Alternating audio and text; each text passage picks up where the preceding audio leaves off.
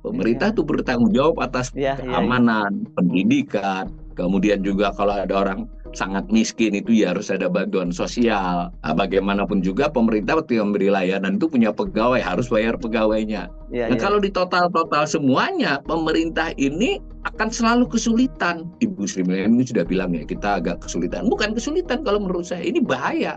Alarmnya ini bahaya. Kalau tadi saya bicara neraca secara teknis, tapi sederhananya netizen yang tidak tahu angka tapi suka ngomong ini pemerintah bangkrut, saya sebagai pengamat fiskal memang ingin mengatakan bahwa pemerintah bisa bangkrut secara teknis ya. Tentu bangkrut tidak seperti perusahaan bubar, tapi secara neraca utangnya lebih banyak dari asetnya. Pemerintah akan kesulitan menjalankan fungsi-fungsi normalnya sebagai negara yang baik. Jadi kita susah untuk berharap pendidikan gratis, kesehatan gratis. Itu berat. Yang ada adalah kenaikan iuran BPJS, kenaikan UKT. Yang ada itu nanti. Tidak ada pilihan. Pemerintah harus menaikkan pendapatannya kan. Iya. Menaikkan pendapatan itu tidak salah dalam kondisi yang wajar. Tapi ketika misalnya UMKM atau siapapun dikejar-kejar pajaknya dalam kondisi ekonomi sedang tidak baik-baik saja, itu masalah besar.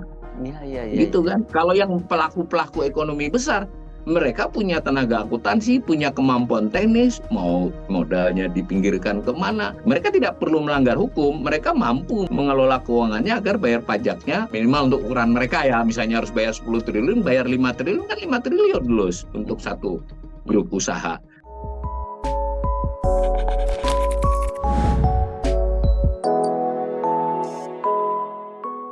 Itu datanya dari mana yang Anda peroleh itu? BUMN, LKPP juga sama. Oh, di LKPP. Tapi di lampiran. Di lampiran. Nah, pertanyaan kita ini publik, ini mumpung saya bicara dengan jurnalis senior nih, mesti para jurnalis ini yang harus mulai menggelorakan kembali bahwa dulu salah satu message dari reformasi adalah hak informasi publik. Nah, kan? Transparansi informasi terkait publik.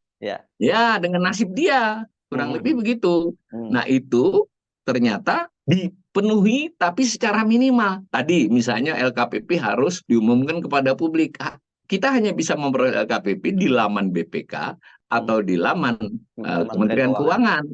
Nah, dan tidak ada penjelasan apa-apa tentang dokumen itu. Ada rilis ketika diserahkan. Nah, silahkan pemirsa menggoogling, mencari di mesin pencari, itu beritanya adalah LKPP diserahkan oleh pemerintah akhir Maret kepada BPK. Juni BPK menyerahkan kepada DPR. Dikasih highlight rilisnya bahwa sudah sejak 2000 berapa ya? 2009 atau berapa 2016 pemerintah selalu memperoleh WTP. Itu yang di-highlight. Silahkan dicek apa ada yang bicara neraca. Yang bicaranya hanya APBN. Nah, ini kita melalui forumnya Mas Hersyu ini, saya kira pengelolaan keuangan yang baik suatu negara, bahkan perusahaan, itu tidak hanya bicara pendapatan dan belanjanya. Bagaimana mereka memperoleh pendapatan optimal tidak, bagaimana mereka belanja efektif dan efisien kah, itu sudah mulai jadi pembicaraan publik kan. Lalu kekurangannya disebut defisit, lalu mereka berutang.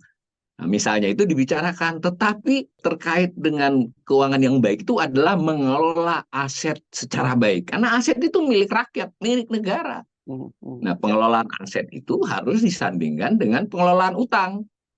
Nah, karena kalau pembukuan itu begini, misalnya ini saya senang sekali kalau nyontohkan Mas Hersyu.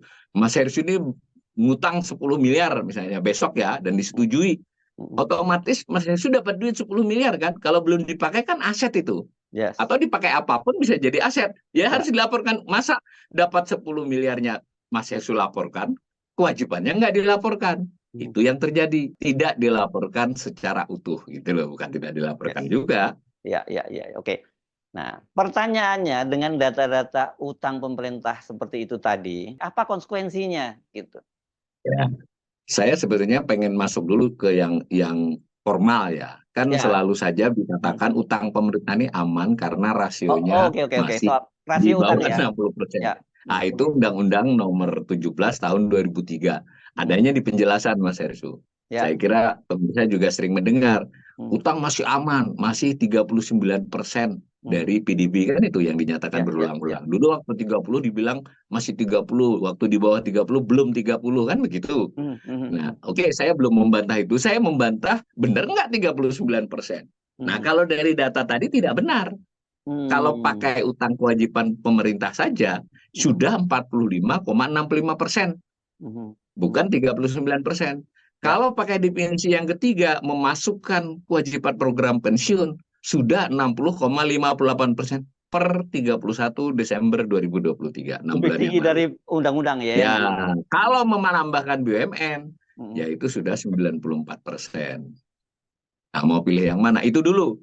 Ya, Nah, oke. bahwa kemudian itu kira-kira ya mestinya DPR mempertanyakan ini. Kita tidak ingin mengatakan sudah melanggar undang-undang, tetapi boleh dong mestinya legislatif dan kita rakyat juga mengaspirasi ke legislatif. Tolong tanyakan pemerintah di forum-forum resmi, sebenarnya berapa rasio utang pemerintah itu? Nggak benar 39%. Ada pendapat begini, bukan pendapat ini, karena ada laporan keuangannya kan. Tapi rasio tentu saja tidak ada, Mas Hersu. Ini perlu diketahui pemirsa. Pemerintah di LKPP nggak nulis rasionya yang terkait ini. Data ini saja harus, apa istilahnya bahasa Jawa itu, ngulik ya. Harus ngeliatin, dipetani ditambahkan. satu persatu gitu ya. Dipetani. Ya, data-data itu. Nah, itu dulu yang jadi soal. Tetapi yang lebih serius adalah kembali ke neraca. Mudah-mudahan ini sesi kali ini kita mencoba sedikit mengenali neraca. Saya ulangi, mudah-mudahan tidak bosan ya. Jadi kalau kita sebuah perusahaan kecil sekalipun, kita kan punya catatan. Dan setiap akhir tahun harusnya kalau kita perusahaan yang tertib untuk keperluan sendiri pun, kan kita punya catatan. Ini aset kekayaan kita berapa sebenarnya. Sebutlah karena kita usaha menengah atau usaha kecil, aset kita itu 10 miliar totalnya. Aset mau aset tetap, aset barang dagangan, aset piutang, benar nggak? Aset itu kan bisa tetap, bisa barang dagangan. Kalau kita usaha ya, bisa tagihan yang belum kita peroleh, tapi ada hak kita. Seluruhnya 10 miliar. Nah, tetapi kita kan juga punya kewajiban. Mungkin sebagai usaha kecil kita punya kewajiban kepada bank, lalu ada supplier yang sudah ngirim barang belum kita lunasi. Nah, kan semacam itu. Atau tadi utang-utang kepada saudara untuk modal, tapi karena saudara tidak dianggap utang saja, tetap dihitung kan kalau kita mau tertib. Ternyata utang saya 8 miliar, berarti kan 8 berbanding 10, benar nggak Mas Herju? Berarti rasio kita kewajiban terhadap utang, terhadap harta, utang terhadap harta itu 80%. Nah, lazimnya itu angka tidak boleh melampaui 70. Bukan tidak boleh. Kalau sudah 70%, itu warning buat usaha itu. Bahwa kewajibannya terlalu besar. Nah, kalau 100%, nah itu berarti perusahaan itu sebenarnya nilainya 0. Kalau 150 utangnya lebih banyak daripada asetnya, ya itu berarti perusahaan ini sebenarnya bangkrut. Tetapi karena masih beroperasi bisa. Dan itu dialami oleh Garuda. Misalnya nih, Garuda itu neraca dengan asetnya, sekarang sudah mulai diperbaiki dengan ditambahi modal, itu lebih banyak kewajiban daripada asetnya Mas Herju. Nah, tema kita kan pemerintah. Pemerintah melaporkan neracanya. Boleh dong. Dan itu hak publik untuk mengetahui pemerintah melaporkan kekayaannya berapa, utangnya berapa, modalnya berapa. Nah, lalu kita bisa buat rasio. Mestinya pemerintah mengumumkan rasionya. Tapi silahkan dilihat di mesin pencarian internet. Pemerintah nyaris tidak pernah mengumumkan rasio kewajibannya terhadap aset. Nah, per 31 Desember itu rasionya 73%, Mas Hersu. Nah, dan yang penting bukan 73-nya, trennya naik tiap tahun. Nah, kalau kita memakai definisi yang ketiga, itu definisi kedua itu 72% itu. Kalau kita memakai definisi menambahkan program pensiun, maka sudah mendekati 100%, 90%-an rasio itu. Berarti kan pemerintah ini nyaris tidak punya apa-apa, karena utang dengan hartanya sama nilainya. Kalau ditambahkan utang BUMN, tidak usah seluruhnya. Utang BUMN proporsi. Nah, ini juga mungkin sedikit menyimpang. Jadi pemerintah kan punya saham di BUMN. Itu tidak 100%. Ada yang 52, 60, ada yang 100. Saya ambil angka rata-rata, saya sudah mengkaji, itu ambil angka 65%. 65%. Rata-rata ya, dari total itu. Nah, ketika saya memasukkan aset saya, bahwa saya punya duit 2.890, saya bulatkan 2.900 triliun berupa investasi di BUMN. Harusnya secara akuntansi saya taruh di bawahnya utang BUMN tersebut yang bagian kita berapa. Nah, maka kita bisa dong menulis proporsi 65% dari 8.000 tadi kan. Berarti sebetulnya secara proporsi utang kita BUMN itu sebagai bagian dari utang pemerintah untuk keperluan kehati-hatian pencatatan itu di kisaran 5.000. Maka 5.000 ditambah 12.600 itu tetap aja keluar angka 17.500. Itu berarti rasionya dengan PDB-nya waktu itu 20.900 ya. Saya bulatkan 21.000, keluar juga angka rasio 75%-an. Semua melalui definisi undang-undang. Oke. Saya tidak ingin bicara teknis saja, tidak bicara angka saja. Apa dampaknya? Maka dampaknya adalah pemerintah itu dari tahun ke tahun, urusan utama pengelolaan keuangannya adalah membayar kewajibannya, Mas. Jadi harusnya pemerintah itu tugas utamanya adalah memberi layanan publik. Pemerintah itu bertanggung jawab atas pendidikan, yang utama kan, keamanan, pendidikan, kemudian juga kalau ada orang sangat miskin itu ya harus ada bantuan sosial atau program-program sosial lainnya. Nah, bagaimanapun juga pemerintah ketika memberi layanan itu punya pegawai, harus bayar pegawainya. Nah, kalau di total semuanya, pemerintah ini akan selalu kesulitan. Kesulitan itu sudah terjadi selama beberapa tahun terakhir ini, terutama 5 tahun terakhir ini sudah sangat sulit. Kalau dengan perkembangan terkininya akan lebih sulit lagi di depan. Apalagi kalau ada ide baru, misalnya mau makan yang gratis, istana IKN tetap apa-apa gratis. Ya, dari mana duitnya? Orang kita bayar kewajiban utang. Nah, karena kewajiban itu satu, dia harus dibayar, Mas, meskipun ada waktunya ya. Yang kedua ada bebannya. Sebagian besar dari kewajiban itu ada beban bunganya. Nah, maka kita jadi bicara yang paling utama itu bahwa dengan rasio demikian, itu maka kewajiban pemerintah untuk membayar pokok maupun bunga itu sangat besar. Jadi kalau pakai definisi pertama saja, definisi yang pertama saja kan sudah cicilan sama bunganya itu sudah hampir 1.200 triliun untuk 2024 ini. Kalau kita pakai definisi yang kedua, ya pasti lebih kan, karena kan ada yang harus dilunasi tadi, ingat. Oke. Saya kira gini. Begitu. Ya, silakan. Bisa dibayangkan kalau pemerintah punya pendapatan sebutlah 2.800 triliun sesuai APBN. Dapat semua 2.800. Lah kalau untuk bayar pokok sama bunga saja butuh pakai definisi pertama, definisi yang pemerintah sendiri itu sudah 1.200 kan. Jadi Mas Hersu, dengan posisi utang, dengan kondisi utang yang seperti itu sebenarnya secara teknis pemerintah itu betul-betul sedang mengalami kesulitan, dan kesulitan itu tidak bisa segera diatasi karena utang itu sudah terjadi. Ini belum menambahkan utang-utang baru, karena itu ke depan kita akan makin sulit. Nah, tadi untuk menjalankan fungsi-fungsi pemerintahan yang normal saja, pelayanan publik, keamanan, pendidikan, kesehatan, itu pemerintah kesulitan karena harus menanggung beban utang. Maka wajar jika belakangan ini muncul ide tapera, ide nanti mungkin BPJS dinaikkan, mungkin UKT dinaikkan. Itu saya kira yang paling utama pertimbangannya adalah memang karena pemerintah kesulitan duit. Pada saat itu juga ketika mau ngotot IKN butuh biaya. Lalu ada program presiden baru, makan siang. Ada lagi kayaknya ada beberapa yang dijanjikan kan. Presiden terpilih juga saya lihat secara umum bicara di Akhabri ya kemarin ya, bahwa akan meningkatkan aspek keamanan. Perwira remaja. Perwira remaja sekurang-kurangnya itu ide mengarah kepada perbaikan alutsista. Iya, alutsista kan jadinya mau tidak mau, dan itu artinya adalah belanja yang lebih banyak. Bagaimana membiayai ini dengan beban utang yang sebesar itu? Jadi benar-benar kita sedang, pemerintah ini sebenarnya kurang mengakui bahwa kondisi keuangannya itu, Ibu Sri Mulyani sudah bilang ya, kita agak kesulitan. Bukan kesulitan kalau menurut saya, ini bahaya. alarmnya ini bahaya, bukan lagi kesulitan. Kalau tadi saya bicara neraca secara teknis, tapi sederhananya bahwa netizen yang tidak tahu angka tapi suka ngomong ini pemerintah bangkrut, saya sebagai pengamat fiskal memang ingin mengatakan bahwa pemerintah bisa bangkrut secara teknis ya.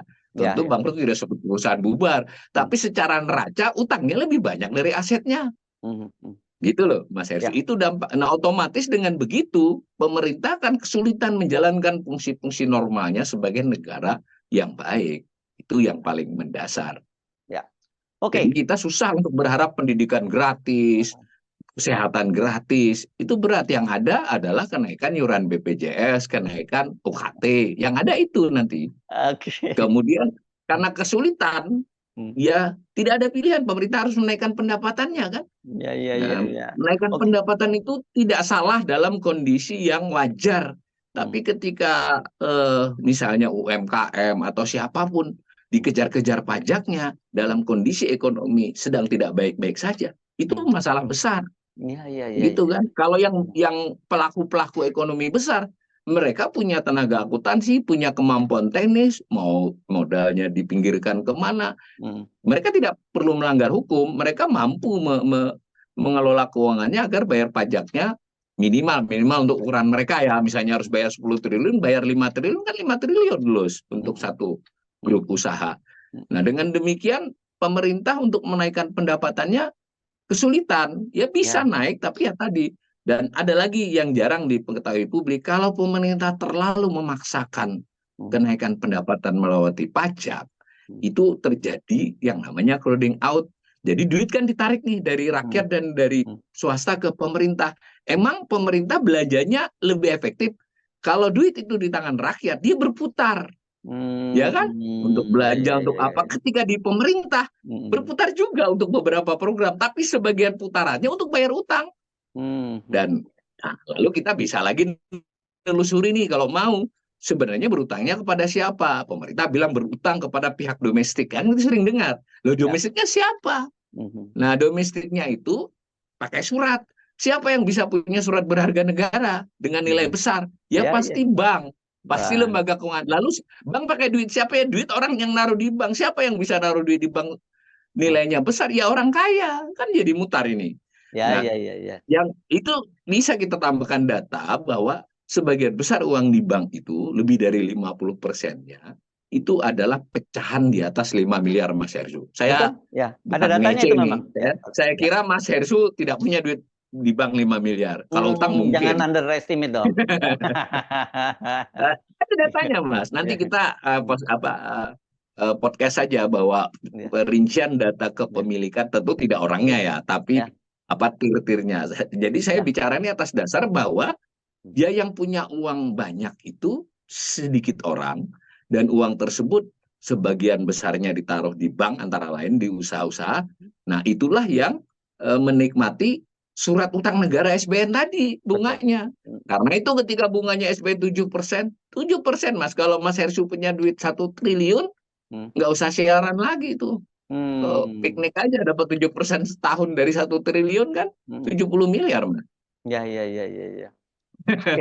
Oke. Tapi ini orang kalau sudah punya duit, biasanya nggak mau santai, duitnya suruh kerja terus kemana-mana. Nah, saya kunci lagi. Dengan pola seperti itu, yang akan menanggung derita paling besar pasti rakyat. Pasti rakyat yang menjadi hak mereka untuk layanan publik berkurang, kemudian mereka bahkan harus tanda petik. Sebetulnya rakyat itu membayari orang yang kaya. Tidak secara langsung kan, karena dia dilayani pemerintah dengan duit utangan, pemerintah berutang kepada orang kaya melalui mekanisme macam-macam, maka kan yang dapat bunganya orang kaya tersebut. Begitu. Ini benar seperti kata Bang Haji Omai Rama berapa tahun yang lalu ya, yang kaya makin kaya, yang miskin makin miskin gitu ya. Saya cenderung berpendapat begitu, meskipun itu lagu sekedar sindiran, tapi fakta-fakta ekonominya menunjukkan hal demikian. Saya kira kita berhenti dulu sampai di sini karena ini sudah sangat berat, bukan hanya berat topiknya, tapi kontennya itu dampaknya sangat berat buat rakyat. Nanti kita ketemu lagi untuk membahas konsekuensi dari utang pemerintah itu ya, Prof. Awalil ya. Demikian tadi perbincangan saya dengan Awalil Rizky, ahli fiskal ya. Sekarang ini Dia apa? Jadi ekonom jalanan apa? Statusnya atau apa ini? Enggak, sudah enggak lagi. Sudah Saya nggak ekonom senior sekarang, Mas. Oke. Karena sudah lama di jalanan, balik Iya. ke laptop,